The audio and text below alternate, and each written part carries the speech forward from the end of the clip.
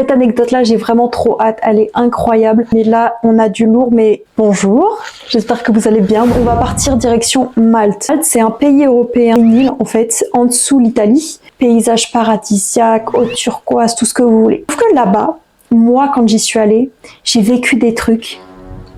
C'était pas paradisiaque, c'était un enfer sur terre. Je vais diviser cette vidéo quand même en 2 vidéos parce que j'ai beaucoup de choses à raconter, il faut croire. Une vidéo où je vais parler de mon stage et de tout ce qui m'est arrivé pendant mon stage qui a été catastrophique. Et cette vidéo-là. Et une deuxième vidéo où je vais parler de mon expérience à Malte, qui là aussi est intéressante. Là, on va commencer par mettre un petit peu de contexte. Il faut savoir qu'à ce moment-là, je dois avoir 20 ans. Je suis à ma 2e année universitaire. Je finis mes 2 ans de DUT en environnement pour devenir biologiste marin. Je voudrais faire un stage à l'étranger, mais dans un pays anglophone. Donc, j'en parle à mon prof d'anglais. Il me dit quoi? Il me dit: eh ben écoute, j'ai des amis qui sont allés à Malte il n'y a pas très longtemps. Franchement, les paysages sont magnifiques. Si toi t'aimes la rando, tu vas vraiment t'éclater. Pendant 2 mois et demi, t'as largement le temps de tout faire. Donc, moi, je me renseigne pas plus. Directement, je me cherche un stage là-bas parce qu'au final, en pays européen qui parle anglais, l'Angleterre, ça en fait plus partie. Donc, Malte, c'était l'alternative parfaite, quoi. Je cherche pour un stage en biologie marine à Malte. Je tombe sur une entreprise qui fait prendre le bateau à des écotouristes et qui leur font faire le tour de Malte pour observer les dauphins. À côté, l'entreprise fait de la recherche sur les dauphins, de l'observation, en gros. Pour vous dire à quel point j'ai donné tout ce que j'avais pour avoir ce stage, je les ai contactés, elle et son mari, qui sont tous les deux les gérants, les CEO, quoi. Je les ai contactés tous les deux sur LinkedIn, je les ai harcelés sur Facebook. Ils ont fini par me répondre et ensuite on fait l'entretien. Donc l'entretien, mon niveau d'anglais à ce niveau-là, il est moyen. Voilà, il est pas nul, il est moyen. Donc on s'en sort pas trop mal. Elle, faut savoir que elle et son mari, enfin toute l'entreprise au final, c'est des Italiens qui parlent couramment anglais. Sauf que autant les Français, on a un accent pété au sol quand on parle anglais, mais alors les Italiens, c'est-à-dire que moi je ne comprenais rien. Je ne comprenais rien à ce qu'elle me disait, donc déjà j'avais du mal à parler, en plus je comprenais rien, donc pour répondre à ces questions, enfin bref. Durant cette année-là, on a un prof qui nous a donné un petit tips qui servait à rien dans le contexte, mais du coup qui va nous servir pour cette anecdote. Il nous dit, écoutez, moi je connais un site sur lequel vous pouvez passer un permis de drone, donc c'est pas vraiment un permis, c'est une licence, pour vous permettre de piloter des drones de moins de 2,5 kg, je crois que c'était ça. C'est aéronef, quelque chose. Enfin bref. Donc c'est juste un quiz, et après t'as ton truc, quoi, t'as ta certification. Donc moi je me dis, voilà, j'ai fait le test, c'était chiant, je vais quand même le mettre sur mon CV. Et elle m'en parle pendant l'entretien, elle me dit, oui, du coup, vous avez bien votre certification. Et moi, je dis, oui, vous inquiétez pas. Et dans ma tête, je me dis, je leur dirai. Je trouverai un moyen de leur dire que je sais pas piloter un drone. Au pire, j'improviserai, ça doit pas être si dur, etc. Gardez ça en tête. Ça, c'est l'anecdote la pire que j'ai. Ce sera ma 3e anecdote. Mais vous êtes pas prêts. C'est vraiment le moment de honte de ma vie, quoi.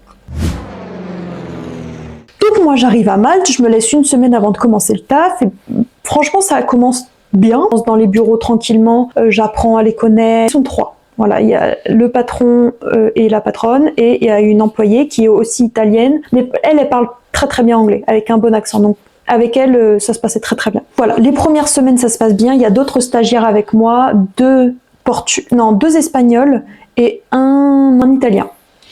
Et donc j'apprends à connaître tout le monde, ça se passe très très bien, tout le monde est très gentil. Et j'arrive très très vite à prendre le bateau. Le bateau, c'était quoi? C'était un grand voilier.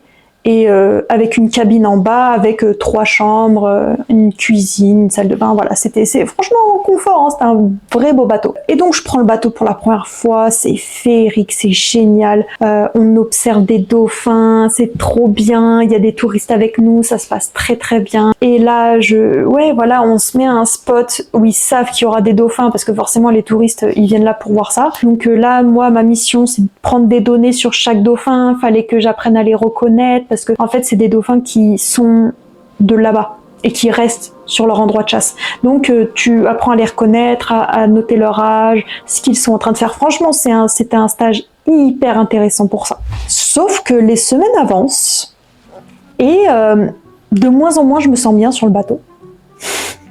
Je pense que l'alcool y est peut-être pour quelque chose, mais bon.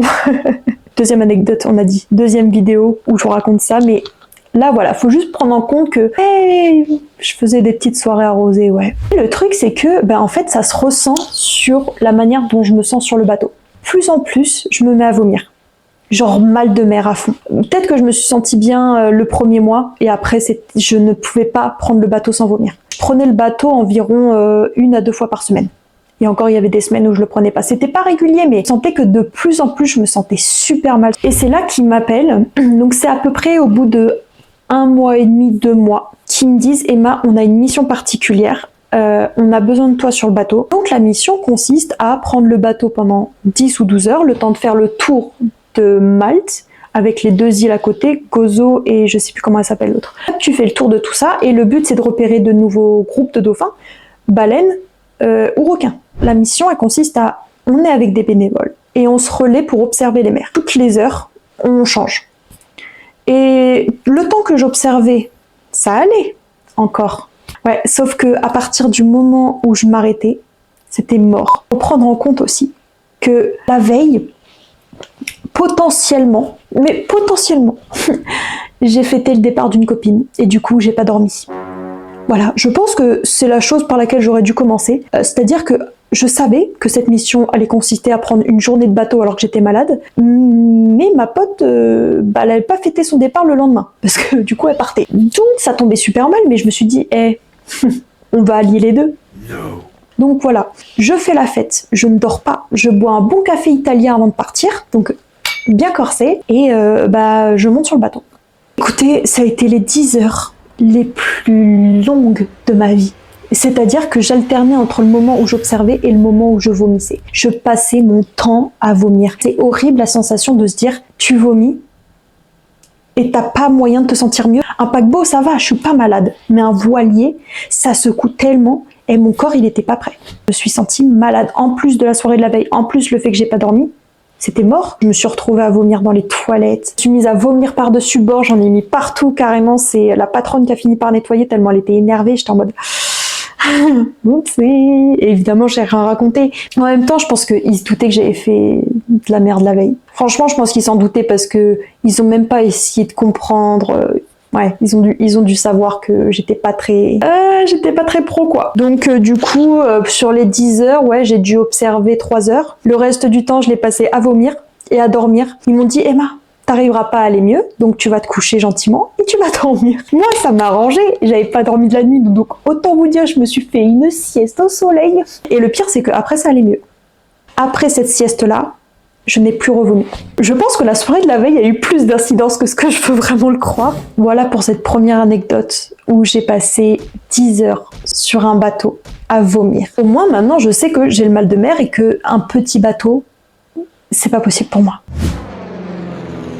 Ma deuxième anecdote, elle est un peu plus simple, mais c'est quand même une anecdote de honte. L'histoire, c'est que, en fait, elle attendait énormément de moi. Elle attendait que je prenne... Après, normal, hein, je suis stagiaire, mais elle attendait de moi que j'observe les dauphins. Ça, je l'ai fait et c'était trop bien, c'était mon truc préféré. Elle attendait aussi de moi que je fasse les réseaux sociaux de l'entreprise, sauf que ça, pour le coup, ça faisait pas partie de ma formation. Autant te dire que le niveau d'anglais n'était pas suffisant pour écrire en anglais des posts, etc. En plus, je savais pas faire des posts. Et moi, je sais juste faire des posts pour moi, hein. Après, pour les entreprises, je sais pas gérer, tu vois. En plus de ça, elle s'attendait à ce que je parle aux gens.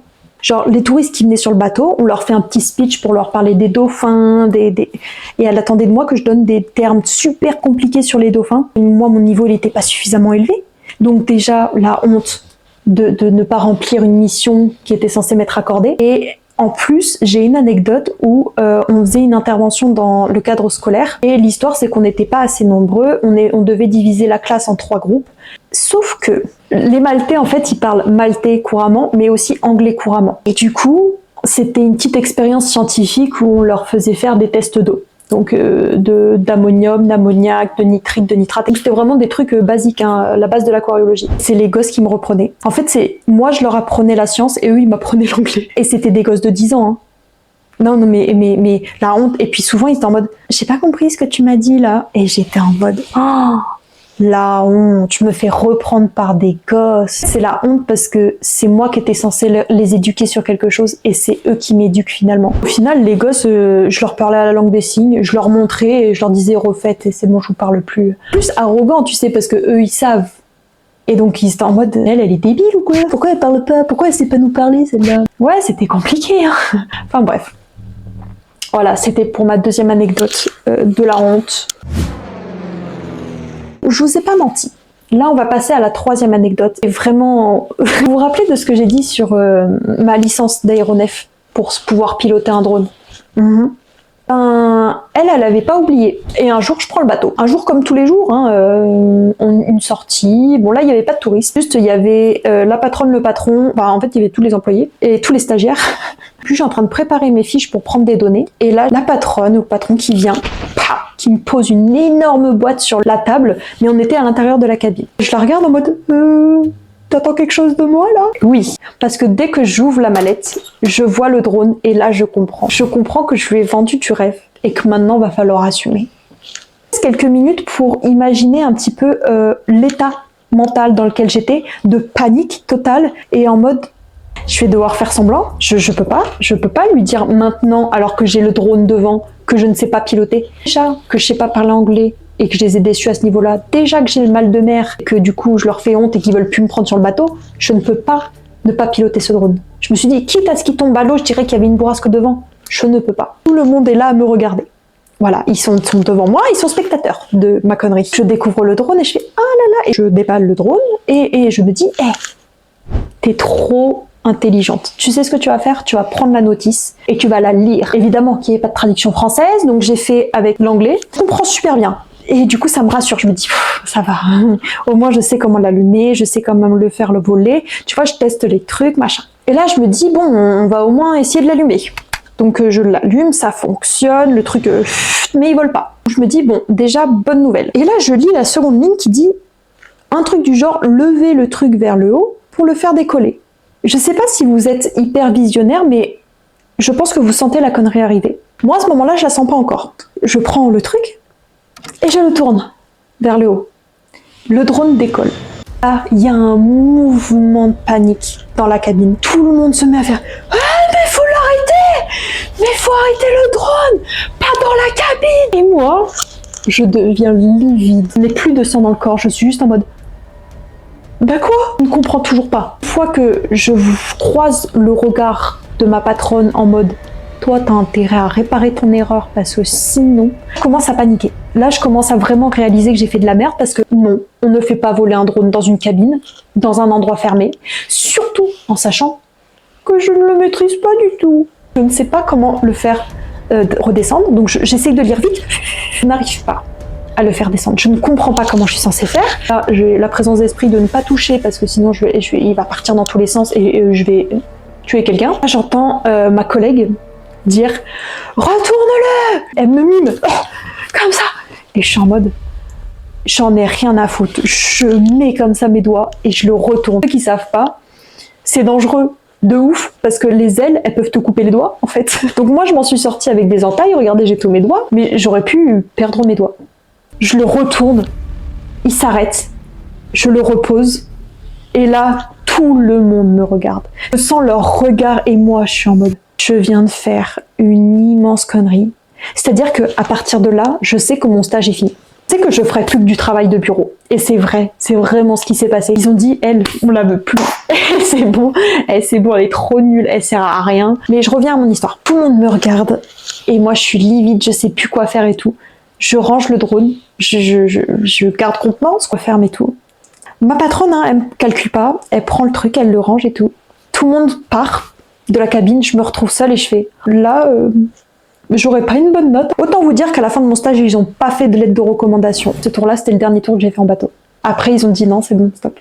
Elle sait rien faire, elle sait même pas parler.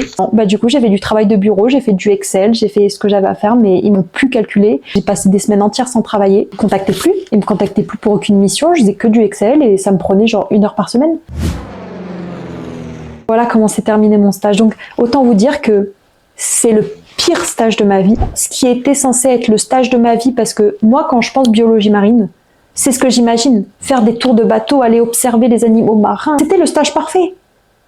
Mais j'ai réussi à faire de la merde. Je suis un peu déçue quand même de la manière dont s'est déroulé ce stage parce que au final, j'ai vraiment pas pu du tout montrer ce que j'étais capable de faire. Ça a vraiment été écourté et j'avais pas la maîtrise de tout. Vu qu'on se comprenait pas et qu'ils me faisaient faire aussi des missions que moi je m'en foutais, tu vois, faire les réseaux sociaux, j'en avais rien à cirer. J'ai pas été formée pour ça, j'ai pas fait de la communication. J'ai découvert après ce dernier tour de bateau qu'ils étudiaient aussi le son des dauphins. Mais en fait, je pense qu'ils ont été tellement déçus de moi et tellement déçus de ce que je faisais qu'ils ont jamais voulu me former. Pourtant, j'ai insisté, hein. Je me suis dit, bon, bah, puisque je peux pas monter sur le bateau, peut-être que je peux faire ça, etc. Ils ont jamais voulu m'apprendre. Je pense que pour eux, ils ont considéré que c'était une perte de temps. Vous avez vu, je vous ai pas menti, hein. Vraiment la honte, ce stage. Il y avait du potentiel, mais j'ai pas géré. Par contre, moi, c'est mon expérience à moi pour un premier stage à l'étranger pour apprendre l'anglais. Vous, je vous recommande de fou de le faire parce que vraiment, mon niveau d'anglais a grave augmenté après ça. Je suis devenue extrêmement forte. Être confrontée à quelque chose de difficile, ça m'a grave aidé. Ça, pour le coup, j'en suis très fière et je vous recommande de faire un stage à l'étranger. Mais c'était pas sans conséquence, pour moi en tout cas. Si vous avez des questions ou si vous avez votre propre expérience personnelle à partager, c'est avec grand plaisir. J'adorerais le lire. N'hésitez pas à vous abonner. J'ai encore la deuxième partie sur Malte à faire, donc faudrait pas louper ça. Franchement, elle est pépite, un peu même style que ce que je viens de vous raconter là. Donc moi, je vous dis à la prochaine pour une nouvelle vidéo. Et puis, ciao!